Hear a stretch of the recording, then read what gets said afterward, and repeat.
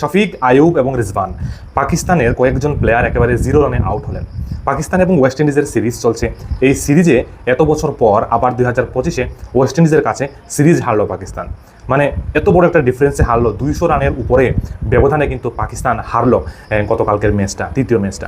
প্রথম ম্যাচটা একটি ম্যাচ অবশ্য তিনটি ম্যাচের একটি ম্যাচ পাকিস্তান জিতেছে, বাকি দুইটি ম্যাচ কিন্তু পাকিস্তান হারে। এই ম্যাচের মধ্যে ওয়েস্ট ইন্ডিজ প্রথম ব্যাট করে 294 রানের একটা টার্গেট দেয়, বিশাল বড় টার্গেট দেয় 6 উইকেটে হারিয়ে। এই জায়গাতে পাকিস্তান মাত্র 92 রান কিন্তু করতে পারে, এর বেশি করতে পারেন।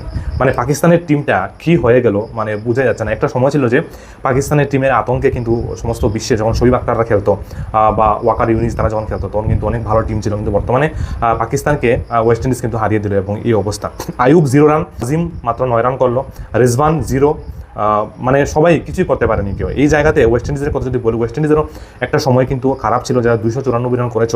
প্রথম কিন্তু কিং 5 রান, লুইস 37 রান করেন এবং হোপ তিনি ক্যাপ্টেন এবং উইকেট কিপার, এবং তিনি একটা দুর্দান্ত ইনিংস 120 রানের দুর্দান্ত ইনিংস কিন্তু খেলেন। তিনি মাত্র 94 বল খেলেছেন এবং 5টি 6 এবং 10টি 4-এর মার মেরেছেন।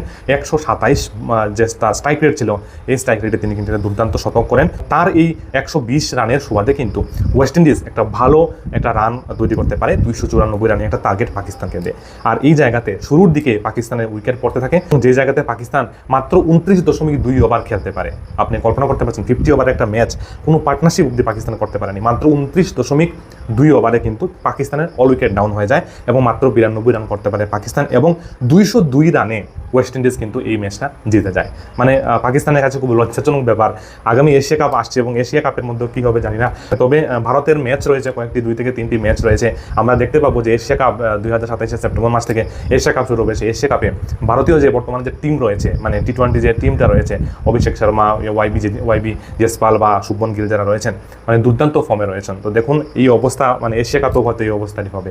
তো বন্ধুরা, মূল বিষয়টা হলো যে এবারে সিরিজ 3টি ম্যাচের সিরিজ ছিল, এই সিরিজটা ওয়েস্ট ইন্ডিজ জিতে নেয়, চ্যাম্পিয়ন হয়। এবং লাস্ট ম্যাচটা একেবারে খুব খারাপভাবে, মানে এত খারাপভাবে যে হারবে পাকিস্তান, মানে নিজেও হয়তো কল্পনা করতে পারেনি। মানে 202 রানের একটা বিশাল বড় ব্যবধানে কিন্তু পাকিস্তান বন্ধুরা হেরে গেল। তো আমার ভিডিওতে অবশ্যই লাইক করবেন, কমেন্ট করবেন এবং আমাদের পেজটাকে ফলো করতে অবশ্যই ভুলবেন না। Thank you so much.